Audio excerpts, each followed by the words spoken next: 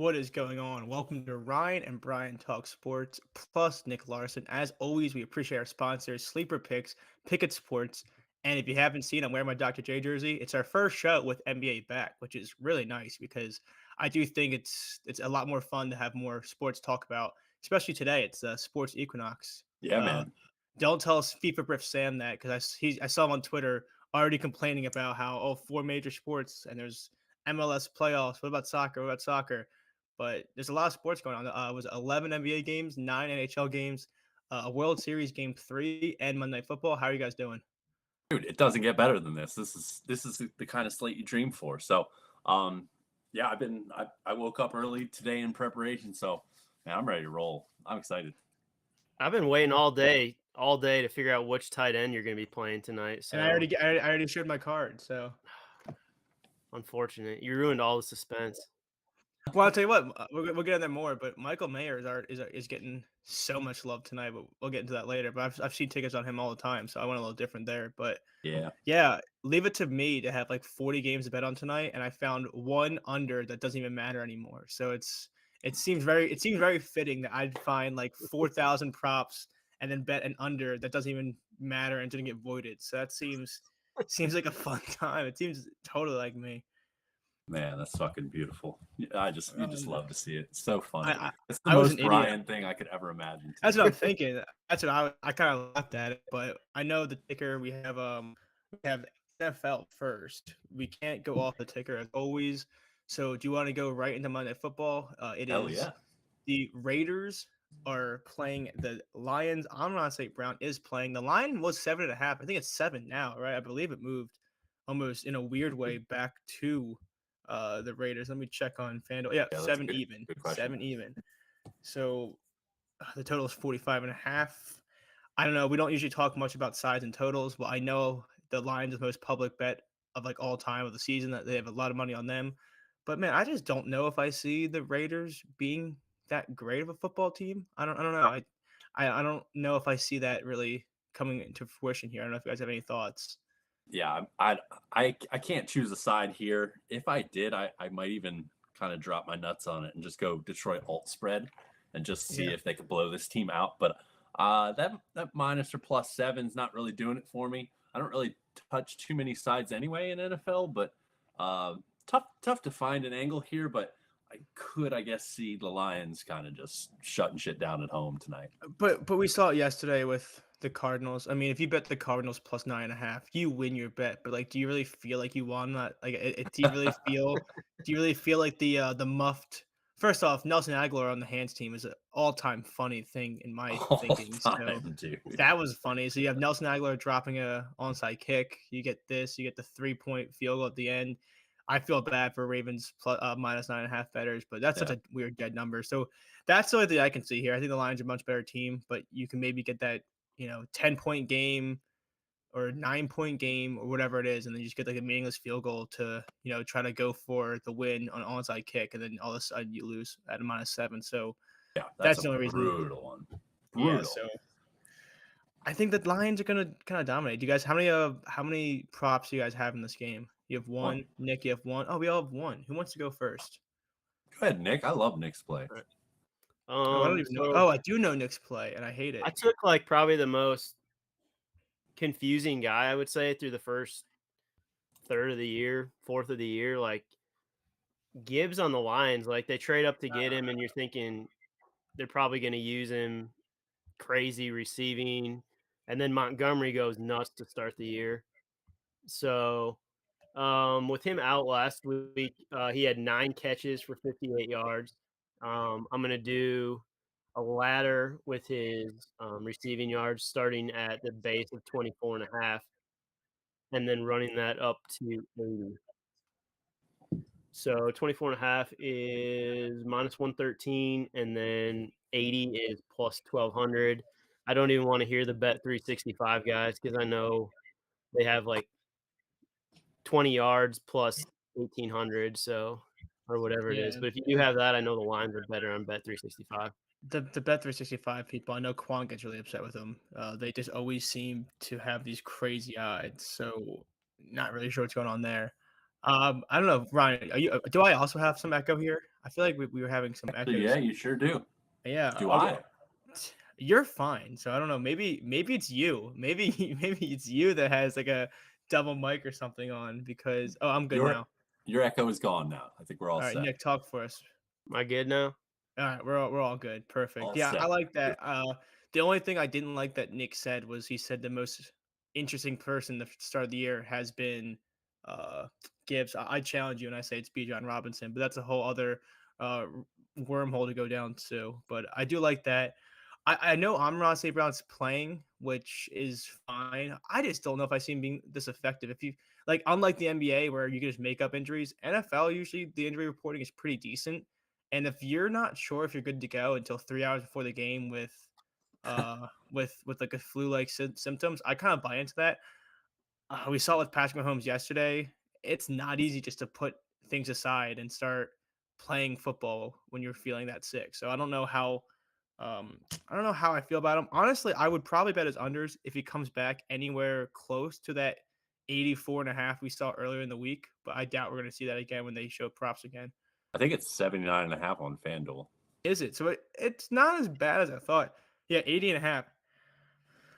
That's tough. I actually I don't want to add another play because it's gonna be almost trusting my read 100%. But yeah, I thought it would be coming back at a much worse number. It was 84.5 before any sickness came out.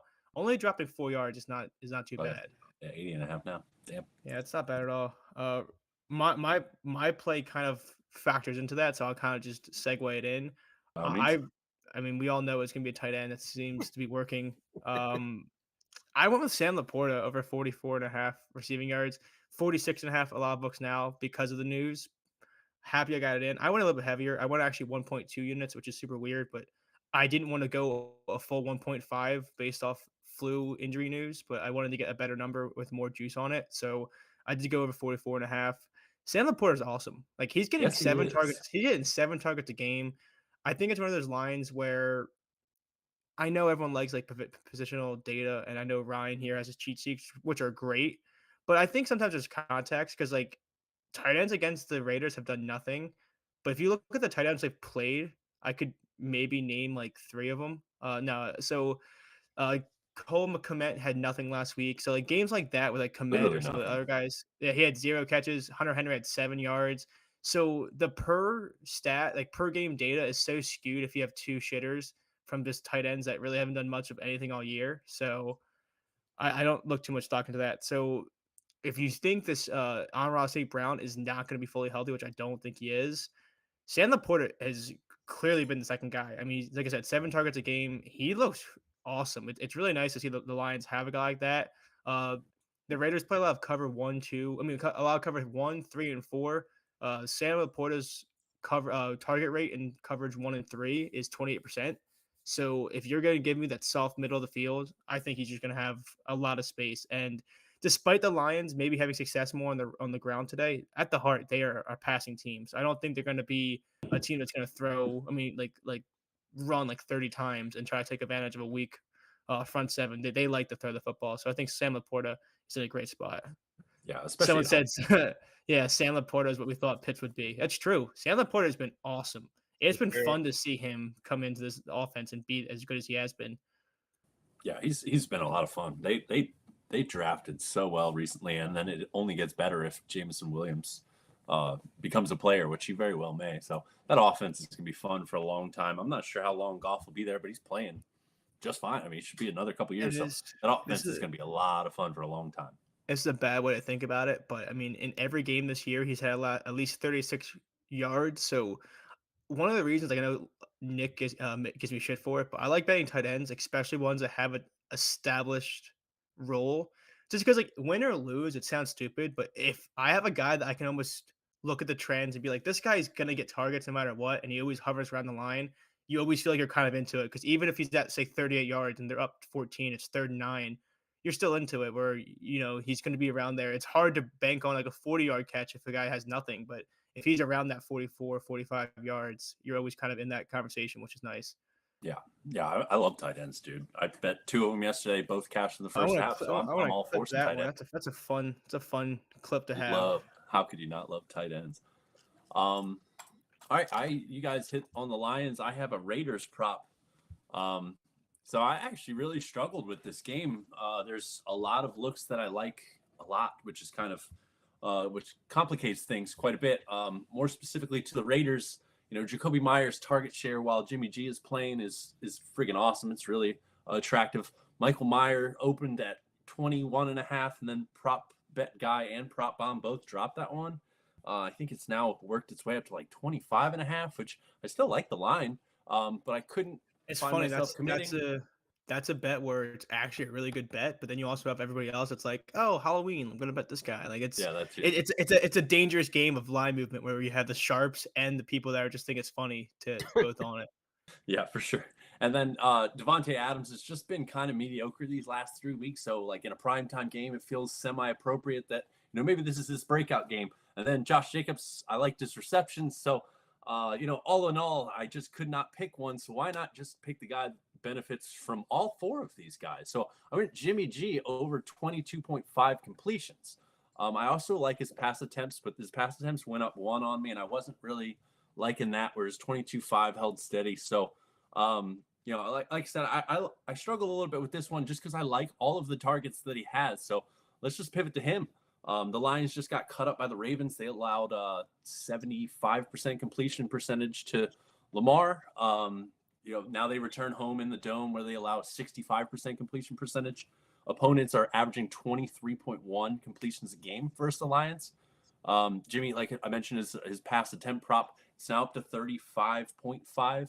And due to the big old spread, we can anticipate a lot of passing this year. In this game. In his career, 67.6% completion percentage this year, 68%. So pretty good history of being accurate. He's got targets that he can throw too long, but he's also got plenty of guys that he can throw to underneath. So I think he can dink and dunk his way to 23 completions here. Detroit also allows the second least amount of rushing yards in the league, and now they're facing the Raiders, which is crazy. Yeah, despite what you want to say about Josh Jacobs, I'm not really ready to call him like a bad running back. I still think he's a good running back, but this team has been so bad at running the ball this year. So it's kind of hard to assume that suddenly they would figure it out versus the second best rush defense. So I think a lot of pressure is on Jimmy G's arm to kind of work their way into this game and see if they can keep it close. So Jimmy G over 22.5 completions. That's pretty bettable everywhere. I think I got minus 108 right in front. Yeah, minus 108 on Bet Rivers, but it's like minus 115, minus 113 elsewhere. So, widely available line there. I like that, and to put that a little bit of spin on what you were saying about Josh Jacobs struggling tonight, I did give a long look at his receiving at 21.5 as well. I do think we're going to see a lot of shorter plays and a lot more success in the air because he's not been great this year, but man, they're trying to get him involved, which is half the battle. So I do think you'll see like 3 or 4 targets for him. So I do think there's some value there. So when I make there's usually like a 50% boost now for like every game on FanDuel. I'll probably have that. Yeah. I'll probably have that in it with like a Jimmy G alt and Laporta, and maybe Gibbs. I actually like Gibbs' receiving lines a lot. Don't do it. Don't. I just can't because you're on it. So that's really what it comes down to. But I like his rushing. Is that bad? He probably has like one big break. I want to say this. I wish there was a way you can bet on a guy's yards per carry over under, because yesterday I was so not I only had one unit on it, but I was so sold that it was going to be an Isaiah Pacheco game. Dude averaged like 5.5 yards per carry, but it didn't matter if you get 8 carries in a total game because you're down 40 to the Broncos. So Yeah, I wish there was a there. way. I wish there was a way you could bet on yards per carry because he looked so good in the first quarter, and then just one carry the rest of the second half being down. So that'd be a fun bet type if anyone's listening that in power that can make that happen. I would love to bet that market. I mean, I think I would bet it a lot. I would love to bet on yards per carry or yards per pass attempt or something like that. That'd be so fun. Yeah. Imagine you have a guy like over 4.2 yards per carry, and he's at 4.3, and he gets like a minus 3-yard run. How devastating those beats would be.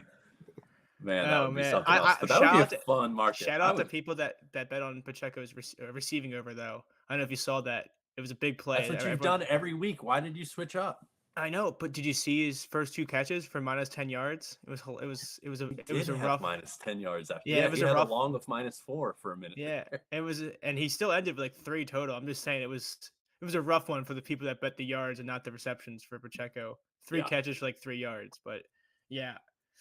Before we move on to NBA, we do this on the noon show, and I think it'd be fun if we start doing it here. I'm gonna read you off the first touchdown scorer markets. Everyone pick a person, and I think it's fun if we just Oh, see I'd if love this.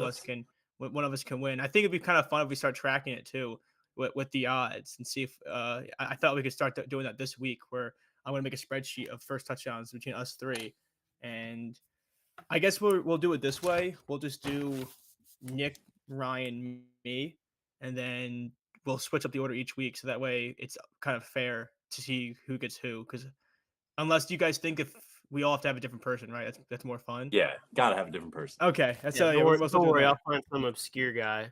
Yes, Yeah. I'm It's sure not he gonna will. score anyone. Nick's gonna win this competition, and he's gonna go 1 for like 12, but it's gonna be like a plus 40,000 weird backup running back. I'm gonna give like no touchdown score or something like that. Oh yeah, that's gonna be fun. All right, so I want to read these off. First off, shout out again to people in power. First touchdown odds are so bad now. They have moved crazily. They used to be so fun to do, and now it's like yesterday Austin Eckler was plus 380, and I'm like, all right, I'm not betting that with a free bet. I used to have fun with these, but no way. Anyway, Jahmyr Gibbs plus 500.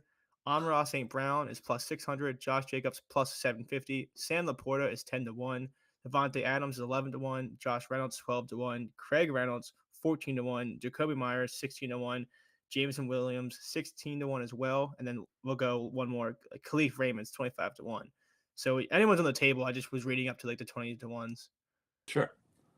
Nick, go ahead, man. This is awesome. I love this. I'm taking Jameson Williams. Oh, you motherfucker. I don't like this anymore. He's catching a Wow. bomb, I think. Wow, Also, this is a selfish plug, but I'm using the Pickett Sports app, so we're gonna find the best odds because it is interesting to see. Jameson Williams is 16-1 on FanDuel. Some other books he's 11-1. So if you're playing, He's 11-1 on DraftKings. yeah, if you're playing Okay. first touchdown scores, it's not even a selfish plug, honestly. Pickett Sports app is actually awesome for shopping lines, especially for a market like this where you're going to find the biggest discrepancies possible. So we got Williams plus 1,600 for Nick. Ryan, what are you going with? And Jacoby Myers. Oh, thank God, no one took my guy. All right, I'm going Sam Laporta, 10-1. You knew that was happening, right? But come on, 10 Definitely knew 1. that was happening. 10-1 for the best tight end in the league to score first. I think We had that's somebody shout that out earlier in the show in our comments. yeah, and I was hoping he wouldn't trigger anyone to take them. I'm gonna write these down. This is pen and paper because I can't use my laptop because I'm not too tech savvy to close the window and go into a spreadsheet right now. I don't feel like doing that. We lose you and then be offline for a couple Well, weeks. it's not even that. It's if I did that, you would just hear all this clicking of the keyboard. I don't feel like doing that. So we have Nick with Williams 16-1, Ryan with Myers, Jacoby. That is right. Jacoby Myers, not Mayer. Hey, while you're on Pickett, what were the best odds for Myers? For Jacoby Myers? Yeah, 16-1. Same thing. 16-1. Caesars nice. Sportsbook. If you're once again, I'm going to do another shout out. 950 on Caesars. They have the worst first touchdown market, and I think it's because they always have promos for a first touchdown. So they're just taking everyone's money by having the worst odds. Actually, disgustingly priced. Yeah, I think every single time we do these kind of games, it's always that way with Caesars. It's very annoying. So I think this is fun. I think we can have rooting interest, and the way we'll do it is we'll just calculate like units, right? Like 1 unit for each one. So you kind of get negative, positive, and we just see who has the best.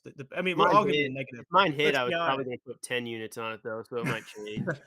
Yeah, no, we're not doing some kind of weird like fantasy football where you have like $100 limit. You have to spread it out between weeks. It just everyone gets tracked as a unit, and everything will be fun. Sounds awesome, dude. I like this a lot. If anything, it's gonna be a fun exercise where if we all end up in the negative, it's almost fun to kind of use that and be like, see what happens when you try to bet these a lot.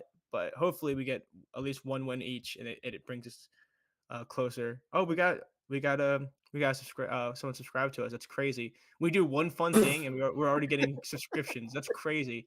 The first time we tried to do something fun on this show, it worked. That's awesome, Yes, guys. We big did it. big shout out. Thank you for We that. can end up early, right? That's it. That's it. We did That's all it. we got. Honestly, the reason we started the show over a year ago was to get one subscriber, and it's taken 63 weeks, but we did it. And I think we can retire on did. top. This is awesome. No, we appreciate it, but I think that'd be fun to track all year. We'll have a little graphic I'll make, or I'll outsource it, so we'll do that. Moving on to the NBA, how many props do you have, Ryan? Because I feel like you probably have a lot. Oh yeah. I'm loaded up on a couple here. I got 5 and 5. a couple Nick, ladders. I got 2.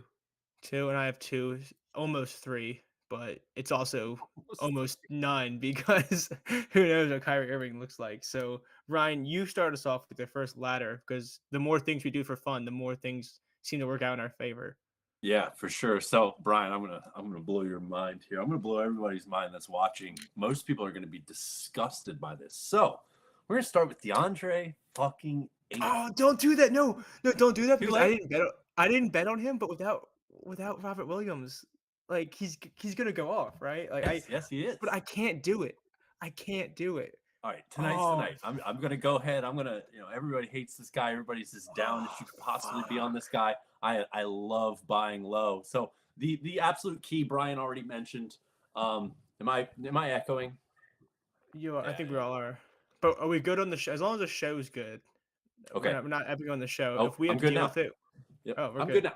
Brian mentioned my biggest key here is Robert Williams is out tonight. So like this goes from like a 50-50 time split to his backup now being Moses Brown, who actually I've always kind of liked Moses Brown a little bit, but he's not really knocking on the door of their $32 million man here to steal too many minutes. So as long as he can stay out of foul trouble, he could play up to 34, 36, probably pushing it for 36, but I could reasonably see 34 minutes here. And I know he's been really bad. Usage hasn't been great, but the biggest thing is opportunity. So he'll have his opportunity tonight without Robert Williams.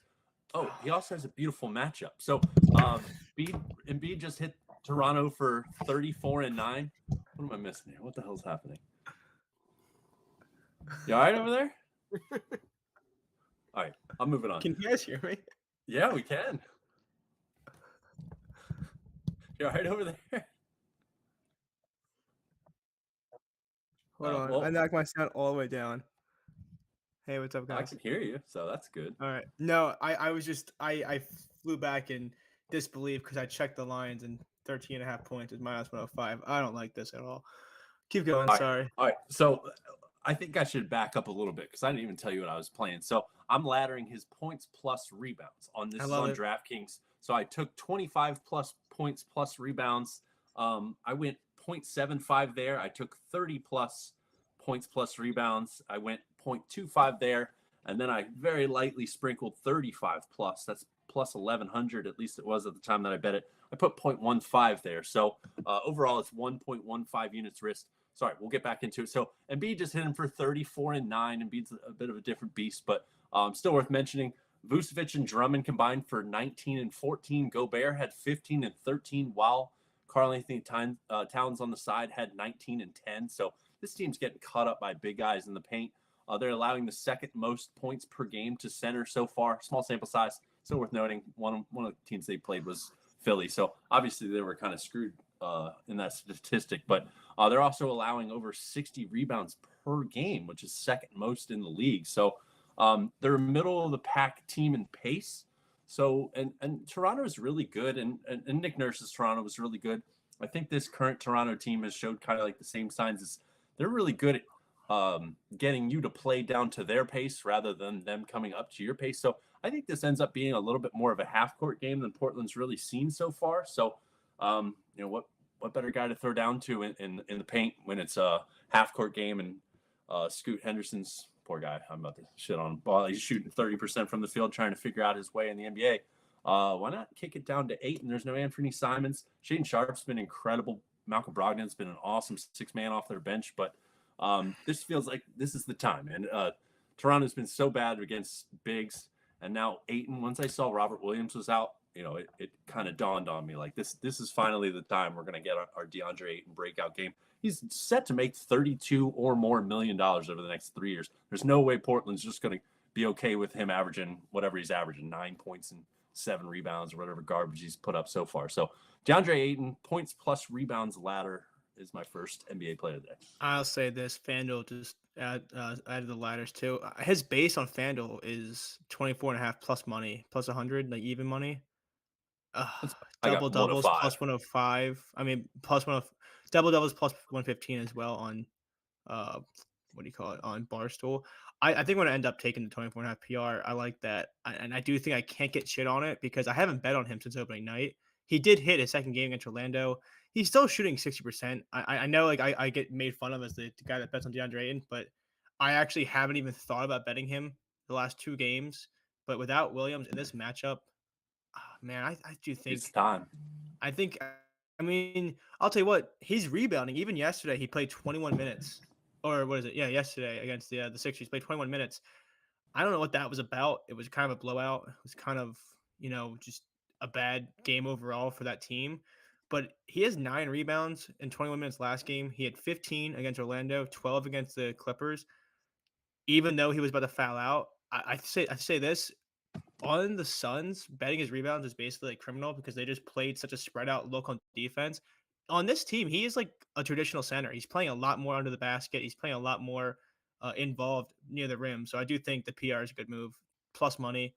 This is even better because I can put it in the Discord as if I'm tailing you, and that way I get no blame for if it loses, but I get all the credit for him being my guy to bet on. So it works out. I love that. I think you're right. I think you I'm can see happy him to die on hills, man. I have no problem dying on hills sometimes. I think Makes you look watching him dumb this year, sometimes, but it's all I right. think watching him this year, he's still shooting. He's still shooting 60%. He struggled a little bit yesterday. I think PR is a good move because I wouldn't be surprised if he has like a 16-10 game or like a 14-14. Like I do think you can get bailed out by one or the other. So I like the PR. My man. Yeah. Plus the Raptors are shooting like ass. Do you realize to get rebounds you have to have the team miss shots? The Raptors are shooting Awesome. like it's me, you, and Tone Stamp out there. I know Nick has his filthy jumper, so I won't not gonna mess him up there. But they shot, was it against the Bulls? They started the first half shooting 1 for 18 from 3. They're just not shooting the ball. So I think it's fun. All right, I think that's enough time. We covered that. 43.3% from the field Yeah. so far. I'm gonna tell you on that. I'm glad you said that. So thank you, Ryan. My man. Nick, what do you got? I hate to break up your DeAndre Ayton love fest here. No, I'm actually really glad because I do think I made it too much of a meme that it's almost tough for me to play when it's actually a good spot. Does that So make I sense? had- It's actually yeah. good. It's the same with Dallas Goddard. I didn't bet him last week. I'm gonna bet him against the Cowboys. It's a great matchup, but I feel like people just think it's like a joke, and it's like it's actually working. So Right. whatever. So I have probably one of my weirdest ladder plays here. Nice. It is combining LaMelo and Ben Simmons, and it's combining their assists and rebounds. So, for example, the first leg is Simmons 6 assists, 6 rebounds, combined with LaMelo 6 assists, 6 rebounds, and then taking that up. So 6 is plus 151. And if you want to get stupid, if the 12 and 12 for each of them is plus 119,000, but through 2 games, Simmons has had a game of 10 and 8 and 10 and 9. LaMelo has had 9 and 9 and 6 and 10. So I believe Claxton's out too, right? Yes. Yeah, At least the next 2 games. Right. So I don't know. He's not playing a ton of minutes. Maybe it gets bumped up a little bit tonight, but Simmons has really been crashing the boards to start the year, and then LaMelo's always all over the place. So Yeah, he's hyperactive. Even with this 30 plus whatever minute restriction he's on, he's still Correct. just so hyperactive every time he's on the court. So I mean, I'm trying to target probably like the 8-8 or 9-9. I mean, 9-9 is plus 2,700. 8-8 is plus 900. So I think both of them are in good spots tonight. Yeah, I like that, dude. That's fun. I was actually looking for a way to pair Simmons assist or something, and I wanted to be so badly to be Mikal Bridges points because he's going to eventually pop off. But I'm just too worried about Cam Johnson taking up so much of the field goal volume for that team. Understandably so. I mean, the guy's balling out, but yeah, I don't know if I can trust Bridges, but this is such a good matchup for him. Like that a lot. Someone said, just wondering, I saw Mark Williams props. Is he worth it? I only bet Mark Williams once this year, and he fouled out in like 3 seconds. So I'll get a little bit into Mark soon. let me see. Sorry, I'm just texting somebody else to get a clean FanDuel account to bet on DeAndre, and that was me. We can move on. I'll take one of my plays. I hold on. Well, I'm really echoing, so I don't know if it's really kind of like throwing me off. I'm good on the stream, yeah, but okay. It's Oh, just that's like good. reverting back. Yeah. So also this one, my first prop I'll talk about is I'm gonna go with a bounce back spot. I almost laddered him, but I didn't. Which I'm kind of glad because we have so many ladders going on right now. I took SGA over 29.5 points. He shot like ass yesterday. He started 0 for 8. He finished the game 2 for 16.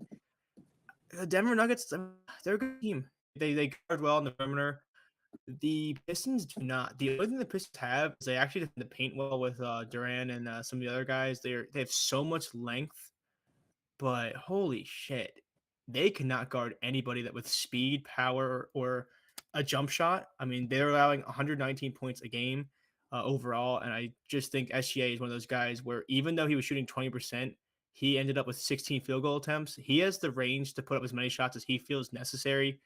And this is a game where I think 30 plus is going to be very attainable. He only played the 28 minutes last night. He's one of the few guys in the leagues I don't really worry about at all for back to backs. He's going to see the minutes. Last year, 5 back to backs. He put up 30 some in 3 of the 5, and it's just an absurd matchup. If he goes that bad back to back games, I don't even know what I'd think about it because I watched his interview today where he talked about his poor performance and saying it didn't change his mentality at all. So he seems like the kind of guy that's going to bounce back in a hurry. So he had 34 and 31 the first 2 games. Then the shitter last night. I do think he comes back and just I wouldn't be surprised he puts up 35, 36, 40. I mean, like I said, it's a dangerous combination. We have a guy with that much talent with the leeway to put up as many shots as you feel necessary. And yesterday it was Chet Holmgren that had the green light. He actually put up 20 to 22.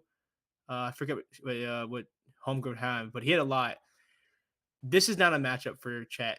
I mean, there's so much length downstairs in the front court of the Pistons. I don't see him getting going easily with that center and forward play. I think it's going to be all SGA all night.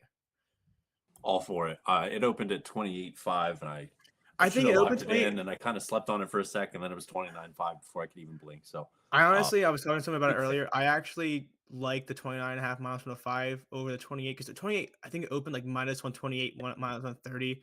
I think if you're going to pay the juice, play the minus 105 and go for the 30 plus. Usually not my philosophy, but that 1 point, I don't know if it's worth the 30 cents difference.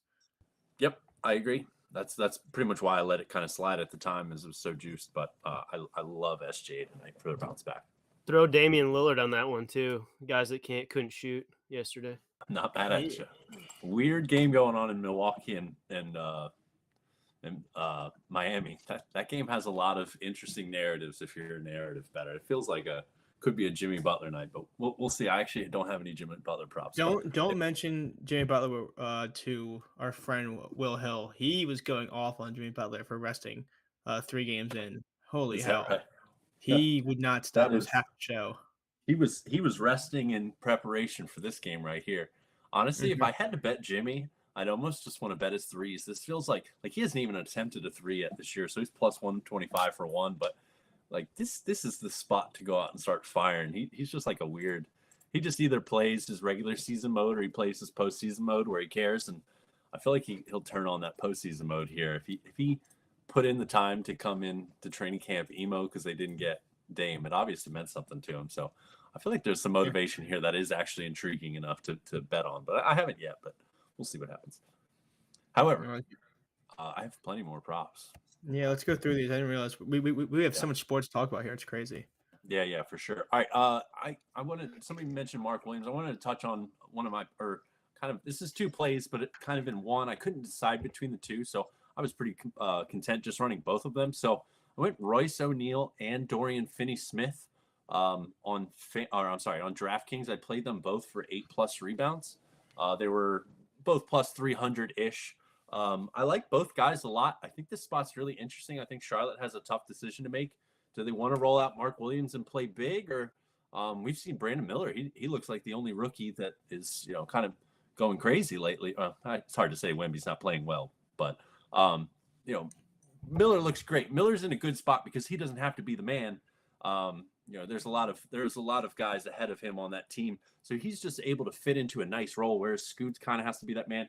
Wemby has to be that man. So I don't want to trash Scoot and Wemby right now because they have big responsibilities. But Miller has given them reason to they could go Miller at the 4, Washington at the 5, and kind of see how it goes. But anyway, around it, Royce had 14 rebound chances and pulled down 10 rebounds last game. And then Dorian Finney-Smith had 18 rebound chances and pulled down 7 of them. So one was efficient, one wasn't very efficient, but the rebound chances were there. As long as Claxton's out and then Cam Johnson out, that opens up mad minutes at the 3, the 4, the 5. Simmons will get the 5 a bit, but I'm sure they'll need him on the perimeter a little bit to try to cover some of these guys. So I think that migrates Royce and DFS into the paint to try to grab these rebounds. So I put 0.4 units on both of these. I didn't hammer or anything. It wasn't a full unit play, but I really like both guys to potential to grab a lot of rebounds tonight. I couldn't really decide between the two of them, so I went ahead and just split 0.8 units on both of them. So somebody mentioned his rebounds isn't up on FanDuel. I'm sure it will be. FanDuel's always just a little bit slower to add NBA props, but I wanted to get that one out of the way. I could see a world where Mark Williams kind of gets limited on minutes because they go small, but it's tough to say this early in the season. We'll see. I like it. Nick, you take the floor here. Save the show with the lock of the year right now. This is my last NBA ladder here. Another dual ladder assists again. Luka and Halliburton starting at 8 and 8 on DraftKings plus 120, and then taking it up to 12 and 12 on DraftKings plus 2,600. Through 2 games this year, Halliburton has had 11 and 13, and then Luka has had 10 and 7. It'll be interesting what happens with the Kyrie news here, how that affects Luka here tonight. So we'll see what happens with that. I mean, he could have the ball in his hands more, or he could be scoring more. We'll see. We'll see how that goes. I like that. I think it's good. I just texted Ryan too. I don't know why I text him secretly, but last thing I'll say, FanDuel is now 23.5 minus 122 for Aiton's PR. That opens the door for 14-10. So I'm just letting people know I actually did play it. So now that's my third play. That was my almost play, and I'm glad I got Ryan on board with me. So I'll take very little to talk about this play I sent Tone because I don't even know if Kyrie Irving's going to play. He's questionable. I'm only worried because if he does end up playing, I feel like anytime you're questionable and you play game time decision, you always drop 64 points. So a little bit worrisome. But I did take Kyrie Irving. It's still available under 26.5 points, minus 120. He's only put up 24 and then 18 shots so far this year. He's not shooting the ball well. The one stat I thought was very interesting is his shots from 20 feet, from 10 feet or longer. He's only shooting 23.5%, which is really not good. So he leads the team in shots inside 5 feet, 7 a game. And as long as Jaren Jackson's not fouling, I mean, this Grizzly team between him, Tillman, they have a lot of length in the paint, and they guard it well. Williams too. He's a 6'9". Yeah, so if they guard it well. So I'm a little upset that if he doesn't play, it's gonna be a void because I was between his under or Lucas over. Because my thinking here is between Marcus Smart playing 1-on-1 and playing off ball against Kyrie, I trust him to stop Kyrie. I don't know if this team has any answer for Luka Doncic. He matches up so well against this Grizzly team that I wouldn't be surprised if it becomes a Luka show. So I'm a little upset that before the injury news came out, I bet with Kyrie and not Luka because his line moved way too much to bet it now. But I just don't know if this is the game. I think eventually Kyrie gets back and it starts being a more even scoring split. But I don't think it's against the Grizzlies, even though they've been so disheveled and they look terrible. But I don't know if this is the game for him to figure it out. So if he does play, I do like this play a lot. It's still there. It's a great look. Yeah, love that. I know no one likes unders, but it's a tough world. Somebody's got to be that guy. Someone's got to be that guy. Yeah. Yeah, that's so for sure. I'll kick It it back doesn't to appear Ryan. like it's going to be Nick or I. So, yeah, I'm Yeah. glad somebody steps up and does the unders for us. Nick, Yeah. did you have anything else for No, NBA? that was my last one. All right, I'm going to rattle off a couple to you real quick. Going LaMelo Ball, points plus assist ladder. Here, while I pull that up, I'll go ahead and run through, and then I'll tell you exactly how I bet him. So it's been a kind of an ugly start of the season for Ball. He's shot 4 of 15 and 4 of 17, shooting just 33% from three. He is on the light minutes restriction still tonight, which I was hoping he would get off of it, but he still played 31 and 33 minutes, so I'm not too worried about that. Getting back to how I bet him, thanks Tone for putting it up because I had forgotten. I took his over 29.5 points plus assist. I put 0.75 units on that, and then I took his 35 plus points plus assists on DraftKings as well. I put 0.25 on that, so 1 unit total. He's never really been an efficient guy by any means, but he's due for some improvements here. He's shooting really bad. He's shooting like 25%. So he gets a Nets team that just got dismantled by Luka. Luka's kind of hard to compare anybody to. He's a different beast, but it's still worth mentioning. Through 2 games, Brooklyn's allowing 119.5 points a game and now have to play the Hornets, who play basketball at the 4th highest pace. So I think it's a nice spot to break out of a shooting slump. They also struggle to defend the perimeter, like I said. So it leaves them plenty of opportunities to kick out to open teammates and have them knock down shots. So he had 30 plus in 61% of the games last year, and he averaged 31.5. Now that was on 35 minutes a game. I think we can assume that he gets 32-ish here. So, that's still a hell of a number to me. He also had 35 plus and 37% of the game. So I thought the value at 270 was really solid for Ball's mini ladder. And then I have one more I'll rattle off, I believe. Oh no, shit! I still have 2 more. I'll be quick. I have Miles Turner point ladder. I took him over 14 and a half. I love Miles Turner. Yeah, I do too. I took him for over 14 and a half, and I took him for 20 plus, both on DraftKings again. I really like this number of 14 and a half for him. He was off to a slow start versus Washington. He had a little foul trouble. He also sat the last 6 minutes because of blowouts. And then his next game was against a very tough defender in Evan Mobley, and he still rattled off a 20-point game. He averaged 18 points last season. He averaged 19.9 at home. So, and he's actually so far had a little bit higher of a usage rate. It's about 1% higher this year than it was last year. So it's not like his role has changed. While the Pacers are a really deep team, center is the only position that is the depth is kind of lacking. It's just basically him and Jalen Smith. Miles Turner gets about 2/3 of the playing time. Jalen Smith gets about 1/3 of the playing time. So feels like a close game with a -3 spread. Miles Turner should be out there. I don't fear him getting in too much foul trouble, although you can never really predict that. Then he gets the Bulls defense has just got destroyed by Jalen Duren for 23 points, and Miles Turner's an even more talented center than Duren. He also has the 3-point shot where he's only hit 1 of 7 so far this year, and he shot 37% from 3 last year. So I think there's room for improvement. One more play, and then I'm going to shut up pretty much the rest of the show and let you guys talk some baseball. This is just a straight play for me. Anthony Edwards over 24.5 points. It was -120 on Bet Rivers. I'm okay, perfectly fine with this at 25.5. I think this is the breakout spot for Ant. He's shot really poorly, 35.7% from the field so far. He's averaging 22.5 points through 2 games.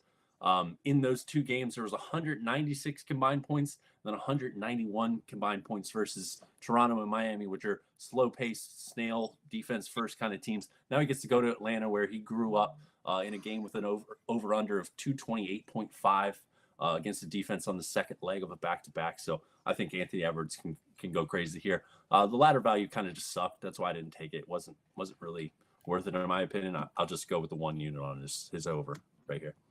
I like that. I hate the fact that my one thing when I start off NBA is it's the one sport where I think you can get really down bad really fast if you're not careful. So I try to take it slower. And this is a slate where, as you're talking about, the more you talk about, the more I just find myself with more action out there. So let's hope it all goes well, because it's a beautiful. I'm not saying your players are bad. I'm saying I like them. I'm saying it's sometimes tough with the NBA being back to try to be just more disciplined, because I think I'm easier. It's easier said than done for me to limit myself in other sports, but NBA is just Holy hell! They first off, they got to figure out the scheduling because it would not be a problem if it wasn't 9 games, 2 games, 11 games, 2 games, 16 games, 2 games. If it was more spread out, I think I'd have a better time. But I like that spot a lot. Hell yeah, dude. Yeah, so I think it's all fun there. We're on to MLB, and I think Niclarson has our solo plays for baseball tonight. Shout out to the MLB. There's a page on Twitter. It's Leezy. He covers all Arizona sports. So I followed him for a while for the Suns games, and the MLB sent him 2 tickets for free. I like when teams do that. I like when teams or leagues kind of give back a little bit. So that was good to see. So I just want to give a shout out to MLB. Love that. Yeah. My first play is Max Scherzer PPD ladder. You can get 4 in the win. 4 in the win for plus 145 on DraftKings. And then I took 5 in a win on there and then went back to FanDuel for 6 through 8. 8 was plus 1,500. Hasn't been the greatest lately, but hoping he bounces back here. He did have a start against Texas in July that they won 8-5. He had 9 strikeouts. He has almost a 40% K rate against this Diamondbacks roster, and they are hitting a combined 151 off him in 71 at bats. So there's some big strikeout targets. Christian Walker is striking out like crazy right now. Moreno, big strikeout guy, and then they just have a lot of young guys. I hate Moreno. That sounds mean, but I actually, but back when the Phillies were relevant, nope. We don't need to bring that up. I used to bet him to strike out, like, on DraftKings you can bet his strikeout props, and I would just bet him to have 1 a game, just personally for fun, out of pure hate. I don't know why I hate him. I just think he's one of those guys that gets really, really ahead of himself. That once he gets down 2 strikes, it's almost game over for him. And then you have, guys like Alec Thomas, big strikeout guy too. So there's just a lot of targets there. It's just if he can be efficient and not have that blow up inning in the first couple innings. If he can get settled in, I think he'll do fine. I'm kind of sad. This sounds mean, but I kind of wish his outs props was 15.5 because I would have totally gone on Caesars and done some stupid shit like 5 or 6 strikeouts and under 15.5 outs. But that 14.5 makes it so difficult. But I do think there's some strikeouts to be had there. Same with Brandon Pfaadt. I'm surprised his 13.5 outs is really tempting. I kind of haven't been betting baseball as much recently just because the playoffs overall, I just don't really bet on that much. But I do think Pfaadt's 13.5. You have to imagine he got a little bit more leeway, right, with his recent performances. Hey, to go 4 innings or 5 innings. You know who? That's when we bet Pfaadt's. That was his opening day start. The hand of God slider against Texas. He disappointed you. You were texting. You were so fucking mad. He gave up 7 runs in like 2 innings. And I always do this now thing look where, at him. Look now at look him at now. him. Yeah. I don't know. He's been unreal lately, but it's like, is it sustainable? I don't know. Like his strikeout rate's crazy. They crushed him that opening game though. Yeah, absolutely crushed him. I'll tell you this, not to make Ryan wince again. That game against the Phillies where he shut him down, his true strike rate was awful. Like compared to what it should be. They just were panic swings. So I wonder what happens if you actually take a few pitches on them. So that's the only worry. Nobody I feel like no stress innings. No, he hasn't. We got walked once. Horrible at bats. If I bet MLB today was going to be Brandon Pfaadt over 1.5 walks because Texas actually has a little discipline. I mean, he wasn't throwing strikes. Philly was just chasing everything. Yeah, guys like these aren't nasty take a walk or you got to throw strikes. Dude. Yeah. No, yeah, I think it's one of those things where it was like the one thing I looked at. But yeah, as Ryan said, if you take a few pitches, he did not. And no discredit to him. I mean, he pitched a gem of a game. He hit his spots a lot of times, but he just does not throw a lot of strikes often. So I do think it'll be interesting. I think I said earlier, I think weirdly enough, I think he's a better pitcher right now than Max Scherzer, but it doesn't mean anything in these playoffs. I mean, in terms of who you would take right here, right now, give me Eovaldi. Nathan Eovaldi. I was so happy they won an overtime. Fucking thinking about basketball now. When they wanted extra innings for you had that big ladder on Eovaldi. That was awesome. That was awesome. I didn't have money on it because I usually fade your plays. And that makes sense.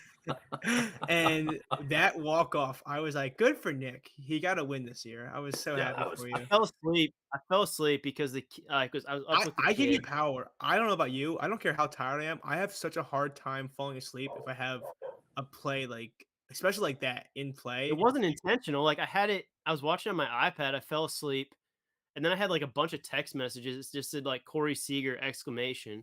Woke up, looked at my iPad, and saw he hit a 2-run homer. I was like, well, now I'm invested and can't go back to sleep. Oh, So see, that's good. I would say because if you had a ladder Yeah. like that, I don't know how you fall asleep in extras. I would have been so locked in. yeah, then Babies I help. Yeah, yeah well, for okay, sure that's for fair.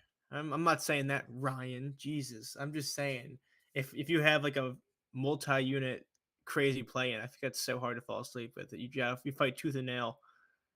And Now then that I my kids had are 1+, I stay up. But when they were less than 1, I definitely fell asleep yeah at any for time. sure. And then for RBI plays, I took 3 Rangers. They kind of switched up their lineup a little bit. So I took Seager, Garcia, and Carter, the 2, 3, 4 hitters. I think one of them is going to get to 5. And make sure here's another shout out, Pickett.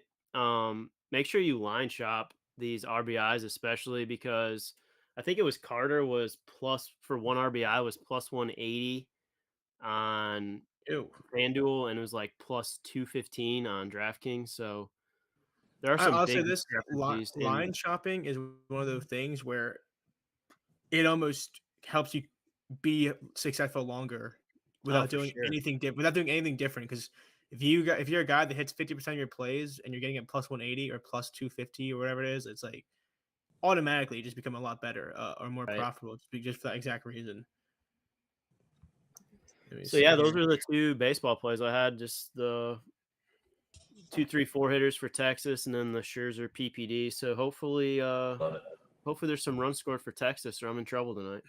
Ryan, I want to combat this and just say I don't know if you saw it, but Precious Achua is also out, so it's good news. It is. It's good news. I will say the news that Achua is out, I can no longer use a 23.5 line I bet to post, which I usually hate doing, but I'm gonna have to post a 24.5 with you because I do think. I mean, who has the length there? Are we still talking about Aiton here? No, I'm just saying Yes, I'm he a did little whittle his mad. way back into an 8 I'm a little conversation. mad. This is not an Aiton thing. It's just more of a show thing. I'm mad when I find a spot on the show and it doesn't last the 20 minutes it takes to get off the show and post it. It's always frustrating. A Tough pill to multitask. swallow. Do you guys want to recap the plays real quick and get the hell out of here and watch some sports? Yeah, man. I Sounds had good. the I'll go least amount, last. so I'll go first. I took Kyrie Irving under 26.5 points. DeAndre Ayton over 24.5 points / rebounds added on the show. SGA Shy Gilders Alexander over 29.5 points. And then I took Sam Laporta over 44.5 yards. If that number is not there anymore, it might start creeping down now that St. Brown is in. I don't really mind that St. Brown's in. I think he's going to be more of a distraction. So Love it. Go ahead, Nick. Perfect. For the football game, I have Gibbs receiving ladder starting at 24.5 on FanDuel, taking that up to 80 plus on DraftKings. Basketball dual assist ladder with Luca and Halliburton, starting with 8 each on DraftKings and taking that to 12 each on DraftKings. Second basketball play is Ben Simmons and LaMelo rebounds and assists combined ladder. So 6 rebounds, 6 assists for each of them, plus 151, taking that to 12 and 12. Just put maybe $1 on that is plus 119,000. For baseball, Max Scherzer ladder, PPD ladder, 4 and 5 in the win on DraftKings, and then moving to FanDuel for 6, 7, and 8. And then finally, RBI plays, playing straight 1 through 4 RBIs for these guys. And if you want to manually parlay like 1 and 1 and 2 and 2 with some of these, you can. But I took Garcia, Seager, and Evan Carter. Nice. All right, I'll go ahead and finish this out. So I took LaMelo Ball over 29.5 points plus assists. I also took his 35 plus points plus assists on DraftKings. I took Miles Turner over 14.5 points. I also took his 20 plus points on DraftKings. I took a DeAndre Ayton ladder. I took his points plus rebounds over. Wait, did we cover that yet? Yeah, just a Okay. little bit, barely. I took him for 25 plus. I took him for 30 plus. Then I sprinkled 35 plus. I took Anthony Edwards over 24.5 points. I'm also cool with 25.5, which I think most books have anyway. I took a couple Nets rebounds props. I sprinkled on Royce O'Neal 8 plus rebounds. Then I sprinkled on Dorian Finney-Smith 8 plus rebounds. Then moving over to NFL, I just have the one play. It's Jimmy Garoppolo over 22.5 completions. So the sports equinox, I think we got plays out for any and everybody's interest, whether you're straights, unders, overs, ladders, combined ladders. I think we fucking nailed it all. We're back to back on incredible weeks for this show. So Oh, I forgot about that. Damn it! yeah, I should have. we I went should have put crazy more 2 thought weeks into my ago, and then we plays. went crazy 3 weeks I ago. should have put more thought to my plays. I'm so sorry, guys. I forgot we're Yeah. doing so well on this show. We had a reputation to uphold. But yes, somebody just said let's have a day, and I just couldn't agree more, man. Let's go win some money. I love this slate. How could you not? For all 4 sports in one night. So let's go have some fun. Shout out to Pickett Sports as well as Sleeper Picks for sponsoring our show. That's a big reason why we're here right now, supplying all of these picks. Thanks to Nick and Brian for all of their great looks, and then thanks to you guys for watching. So we'll see you next week.